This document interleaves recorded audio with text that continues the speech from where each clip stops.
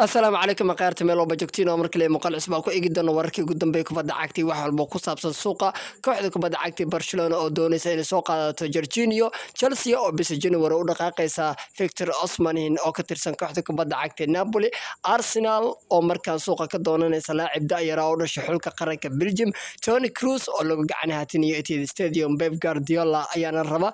Victor Roque ugu dambeyn arintiisa way soo dhamaatay January-na Barcelona ayuu noqonayaa Inter Milan oo laacib ka rabta kooxda kubadda cagta ee West Ham United Juventus oo markaan rabta qaadashada laacibka Hojbjerg Tottenham Turkiga iyo Madrid oo ku faraxsan soo noqoshada Arda Güler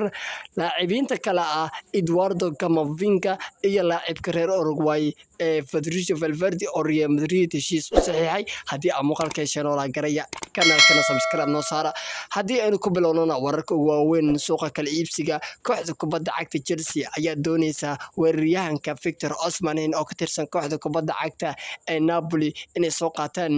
marka uu furmo daaqada suuqa kala iibsiga ee bisha January kooxda kubadda cagta Chelsea ayaa baahi weyn u qabta lambar 9 inay helaan laakiinse haatan waxay haystaan laacibka Jackson la yiraahdo laakiinse midda ma baahi tirayso macallin Mauricio Pochettino oo wuxuu rabaa weeraryahan oo xil ciyaareedka ka helayo ugu yaraan 20 gool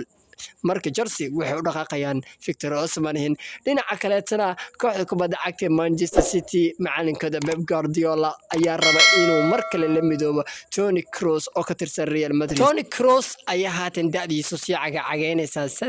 33 sano laacibkan ayaana Madrid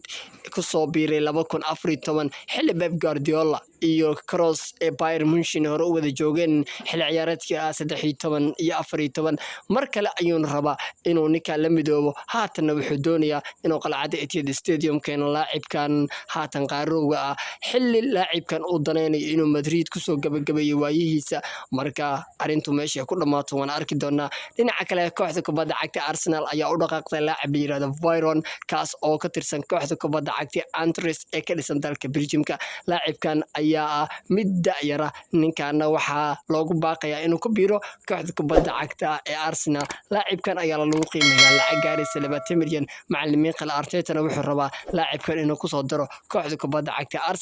Arsenal xil ciyaareedkan bisha January markii la gaaro suuq rag badan ay ka rabaan dhinaca kale kooxda kubadda cagta ee Barcelona ayaa u dhaqaaqaysa soo qaadashada laacibka lagu magacaabo Jorginho oo ka tirsan kooxda kubadda cagta Arsenal laacibkan ayaana rabaan bisha January inay keenaan garoonka Camp Nou ee ku ciyaaraan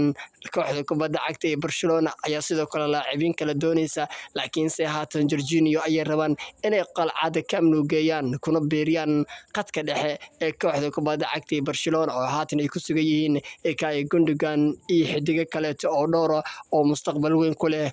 kubadda cagta iyo horumarka Barcelona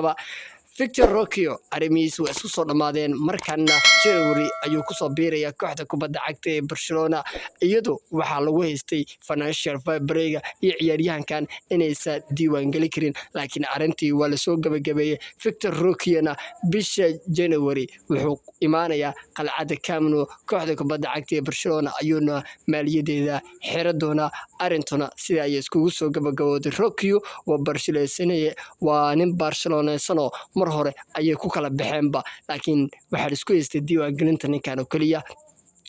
kooxda kubadda cagta ee Juventus ayaa u dhaqaaqaysa qadka dhexe ee kooxda kubadda cagta Isbaariska Hojbjerg macalinka lagu magacaabo Allegri hogaamiye kooxda kubadda cagta Juventus ayaa raba ninkan inuu ku soo daro kooxda Juventus xil ciyaareedkan marka dhexbartankiisa la gaaro bisha January laacibkan ayaa haatan ka tirsan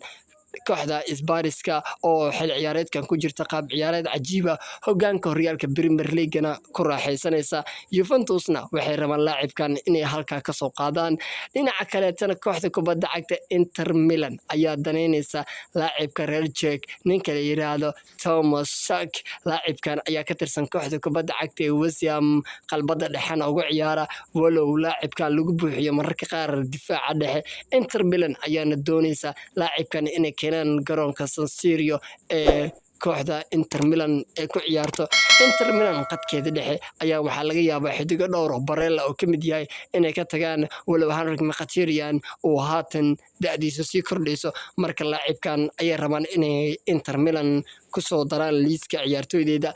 Eduardo Camavinga iyo ciyaartooyda Federico Valverde ayaa qandaraaska u kordhiyay kooxda kubadda cagta ee Madrid gaarsiiyana ilaa 2028 labadana xidig oo muhiim u ah macallin Carlo Ancelotti ayaa heshiisyada kordhiyay waxaana lagu burburi karaa 1 bilyan lacag la leeyahay waa 1 bilyan Federico Valverde ayaana ciyaaryahan